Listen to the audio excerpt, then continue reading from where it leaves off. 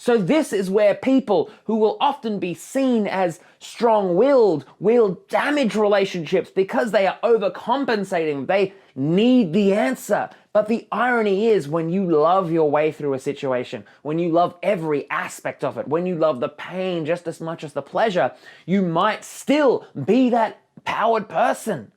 But you will do it from a place of groundedness, a place of being that people can perceive better. How to let go of someone you love. In this video, we're going to be talking about how to let go of someone. Maybe you've gone through a breakup. Maybe you just want to actually just learn how this works. Maybe you've been in a situation where you feel like you're still holding on, or maybe you're being led on by someone and you really feel like you need to move forward. In this video, we're going to be talking about how to let go of someone, and more importantly, why most people get this wrong. So I want to introduce the concept of layers. Before we actually talk about how to let go of someone, I want to introduce an underlying foundational concept, and that is the concept of layers, right? So I would argue that at the very core of us, there is our sense of being. That is who we organically are. Now, when it comes to various situations, and the same concept can be applied to eating, can be applied to fitness, can be applied to money, but in this case, we're applying it to relationships and letting go of someone. So what happens is there's the core of who we are, right? And then we are hurt, so we tend to overcompensate. So imagine for a second that being born, you're this amazing, incredible, grounded, just creative human being, and with a good majority of people, that tends to be the case. So that's there, right? So what happens is we tend to be a little bit too creative maybe, or a little bit too happy, or a bit too something. And I love the English language. We have the word too, like you can be too happy, like that's a bad thing. So we then create a layer where we then overcompensate and try and be a little bit less happy, less creative, less loving, less whatever. And as a result, then what happens is then we add another layer because suddenly we aren't being ourselves. So then we try and overcompensate by being a little bit too creative, a little bit too aggressive, or we then start to swing the complete other direction. And what happens with most people is that we tend to add layer upon layer upon layer upon layer upon layer upon layer upon layer until things start to move a little bit slowly in our life. And that's where we are right now. So if you're having trouble moving on from someone, it's because at one level, at one paradigm of looking through this, there are quite a number of layers.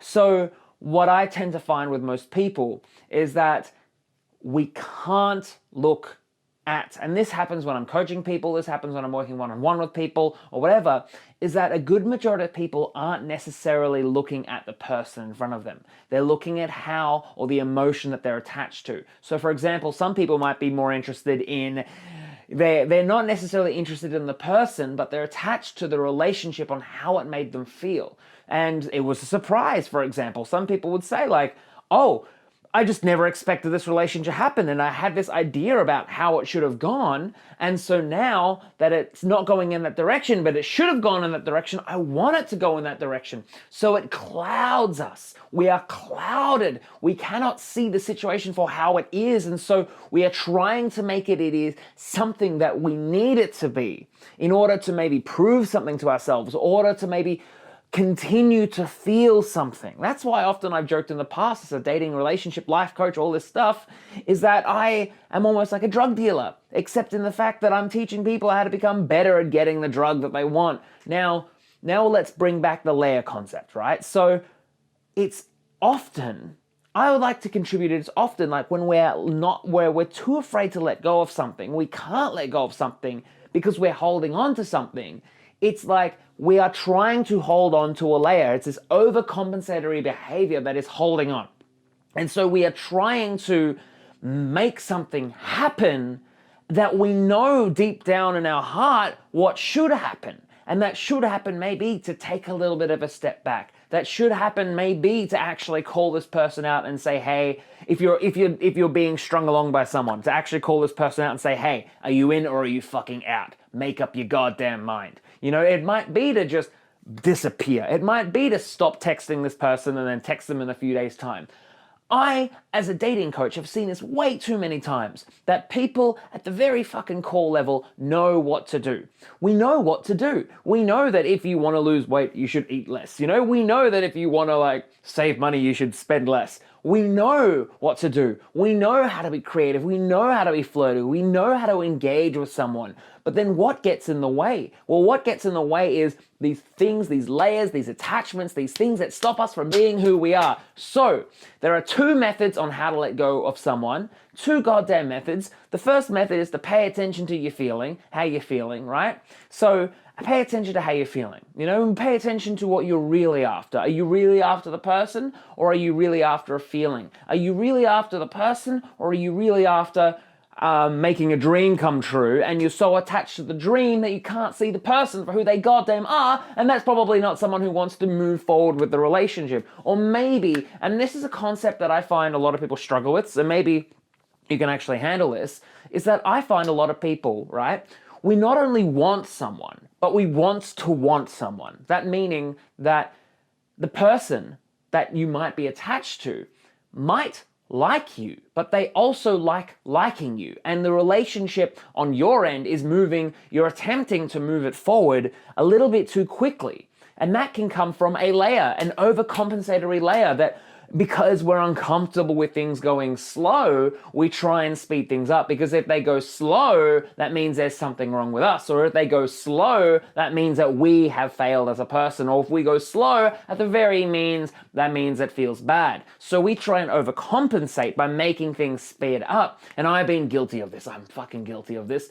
And I'm still guilty of this to this day in all aspects of my life. I'm always trying to speed things up, speed things up, speed things up. But the moment I pay attention to the fact that I'm speeding things up, and then, as we say, love our way through it, which is the second method and the most powerful method, to love your way through the emotion, to love the fact that you are trying to speed it up, to love the fact that it's not working, to love the fact that they are being pushed away and that you are pushing them away, to love all the layers, because that then shaves the layers away. And when we shave the layers away, at the very core, it is who we are as a person that then can perceive and witness and express in the way that we know how to. That at the very core, we know that that person might like us, but they also like liking us, and we haven't given them much of a chance to experience that. Or maybe they're just not that into you, and as painful as that can be, the very core of you is able to survive that. But as a child growing up, the world was new, the world was painful, we did not know, so as a result, we overcompensated. We inherited issues. We learned it from the world around us, we overcompensated, and we inherited issues from our parents, from TV, from the people that we observed that seemed to do it better, but as a result, they are not. So what happens is we, as a person, end up being trapped in the own fucking psychology, the own pain of our own existence. So this is where people who will often be seen as strong-willed will damage relationships because they are overcompensating. They need the answer. But the irony is, when you love your way through a situation, when you love every aspect of it, when you love the pain just as much as the pleasure, you might still be that powered person. But you will do it from a place of groundedness, a place of being that people can perceive better, and a place of witnessing that you can see and feel and hear what other people need to see, feel, and hear. And then you will be the gift to them that they felt like they needed. And then you will truly love yourself because you are okay not loving yourself. And other people will love you because you are okay not being loved by them, and do not add extra layer, extra pressure, extra need for them to love you. So at the end of the day, you will be whole. And you will be whole with another person. And you will be 1 + 1 = 2. Not half plus half equals 1. We say that I found my other half.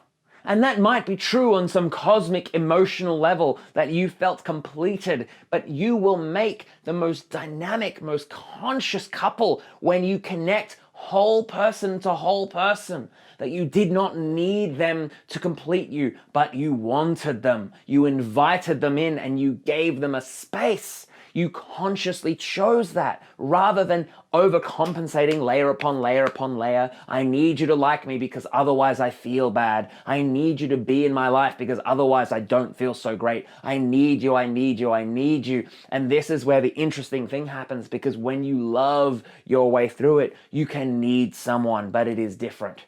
You know, they say don't be needy. But if you are truly in love and found a place for your neediness, and you found a place for it, you found a place for it, like you would find a place for a lamp in your life, like you would find a place you would move furniture, like you would address an outfit and design it.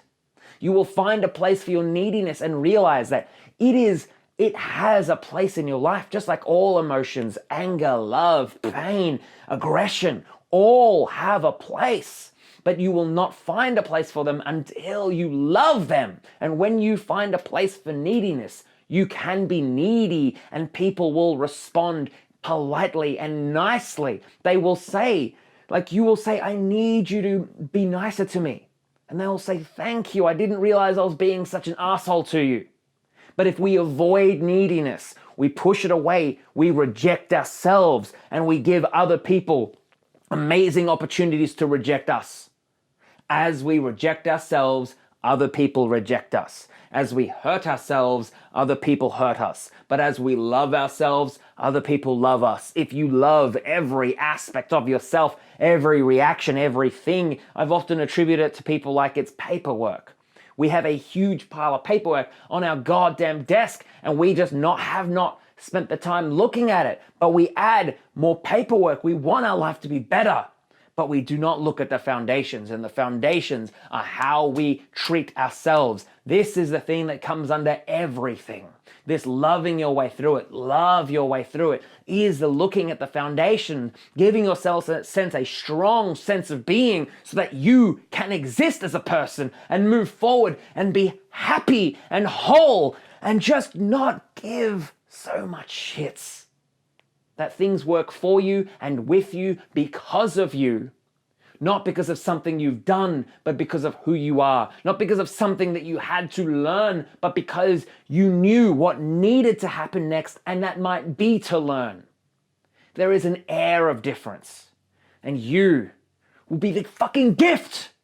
So thank you so much for watching this video. If you did like this video, please fucking leave a like. If you watched it the whole way through, check out the link in the description. I have 2 things I want you to check out. The first thing is my 3 ways to destroy anxiety. It's a free audiobook. You can hear me yell at you in a different way, where I talk more about loving your way through it, what that actually means. I also talk about a couple of other things because it's 3 ways to destroy anxiety. One of them, all 3 are foundations to how I coach and also to how I live my goddamn life. The other thing is I have a new course called 7 Days to Better Connections, because really we don't want a fucking breakthrough. We don't want that breakthrough. We don't want it to be like, well, I'm done. We want the momentary. We want to look at the paperwork. We want to evolve step by step, because if it's not step by step, it's ungrounded. And sometimes, good majority of the time, we move back to once we came from. It's the same thing. It's going on a diet and then falling off the diet and gaining weight. The habits were there. So that's the 7 Days to Better Connections. It's 7 days with me, audio. I'm in your ear. I'm teaching you, going through the love your way through it process. Then as a result, you will find your solution and you will be free and whole and who you are, not who you think you should be. And you will be in the relationships that you need, not who you think you should be in order to be avoiding happiness or pain or whatever it is that we tend to avoid with ourselves. So thank you so much for watching this video. You have been amazing. Leave a like if you did like this cat shirt. It's one of my favorite shirts, and I will talk to you soon. Make sure to subscribe for more videos. I'm planning on doing these videos more weekly, and also I have, if you get the audiobook, you'll sign up to my email list where I will also harass you in your email and tell you what the hell I'm loving my way through right now, because I'm going through my process where I'm realizing that there is a lot of shit in my life. Like for the other day, I realized I have a lot of issues around abandonment. I became a dating coach because I was afraid of being abandoned. And now in order to move forward, I have to love being abandoned. I have to recognize that and fully love it. When I love it completely, I know that it will be completely okay I'll be completely okay being abandoned. And as a result, I'll be able to express myself better. And as a result, people will not abandon me. So thank you so much. Or if they do, it won't fucking matter. That's the joy of the process we are going through. So thank you so much for watching this video. Again, you're fantastic. Check out the 2 things. Get the free audiobook, which is the 3 ways to destroy anxiety. Link in the description. Also, and the 7 days to better connections. And also, check out my site. I built it myself. I invested all my time into it. I used to be a graphic designer, so I'm pretty fucking happy about that one. And I'll check out you soon as you check me out soon on YouTube. Bye. It's either sink or swim. Can't hold back your light and expect to win. Gotta go